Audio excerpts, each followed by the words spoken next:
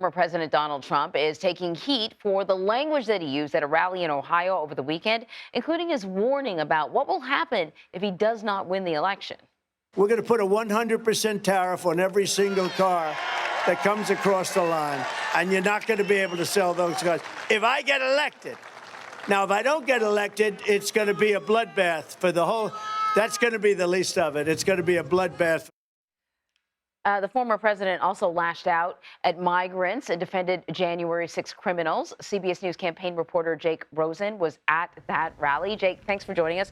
I should clarify with that little bit that we used from the president when he said any car that comes across the line. He's talking about cars that are being imported from outside of the United States to be sold here. We would essentially double the price by the time it gets to the consumer. And then he goes on to talk about a bloodbath if he doesn't win. Jake, the Biden campaign said that former President Donald Trump is essentially doubling down on threats of political violence. And Trump's team said that the comments were taken out of context. So what can you tell us? What were they saying he was trying to say?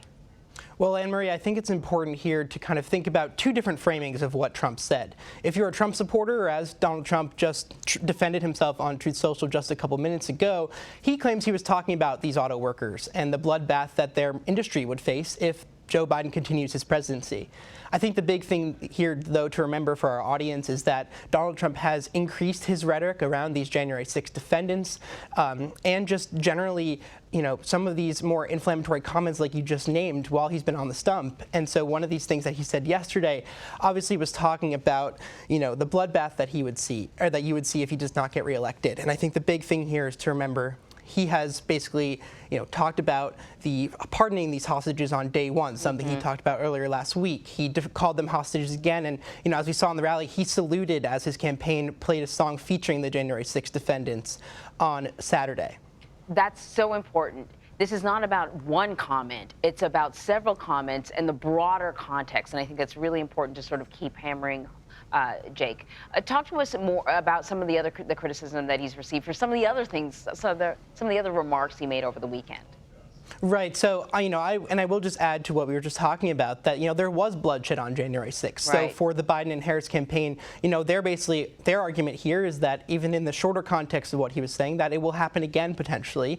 I just want to make sure that that's clear for our audience. But also, Trump invoked the name of Laken Riley, the UGA nursing student who was killed by a man who entered the United States illegally. He called migrants not people and animals while he was on the stage in Dayton on Saturday, which again may not have gotten the same traction as it did as these bloodshed remarks, but as dehumanizing language that he used towards people who are not necessarily his supporters. And he also talked about, and one thing that also did not get a lot of attention was that he talked about renaming the Cleveland baseball team, which was a big thing in Ohio for a lot of years. And he said that he wanted to rename them their previous name, not the Guardians that they're named now, and basically invoking American tradition. And I think this kind of comes in the, dehumanizing migrants and talking about people, and bloodshed that would potentially happen, when you talk about January 6 people defending their tradition or defending elections, or in the name of election security, as Trump allies like to put it.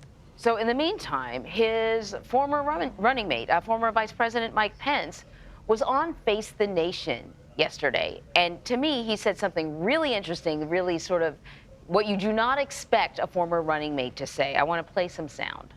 But I want to be clear that, I've forgiven the president in my heart for what happened that day. But the issue of fealty to the Constitution is not a small matter, but it's not just that. I mean, the reason that I cannot in good conscience endorse Donald Trump this year also has to do with the fact that he is walking away, not just from keeping faith with the Constitution on that day, but also, Margaret, with a commitment to fiscal responsibility, a commitment to the sanctity of life, a commitment to American leadership in the world.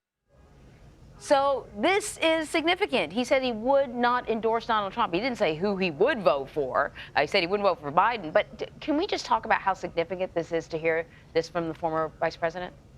That's right. Mike Pence joins Nikki Haley, another member of his administration, who said that she would not endorse him, at least not yet. And basically, when Nikki Haley dropped out, she challenged Donald Trump to kind of pick up her voters that she gained along her primary path and said that Donald Trump needs to earn their support, right? And I think for Mike Pence, we saw these comments over the weekend, which are so crucial to the context of Mike Pence's vice presidency. Pence said that he forgave Donald Trump for what happened on January 6th because it was his duty as a Christian, but obviously Mike Pence could not get to the point where he is supporting, his former boss again. I also think it's another thing when he talks about this mainstream conservatism that Trump has continued to move further away from. That's another reason, when you talk about the pro-life movement and fiscal responsibility, that Pence said he could not support Trump because of. Yeah, all really interesting. Jake Rosen, thank you so much.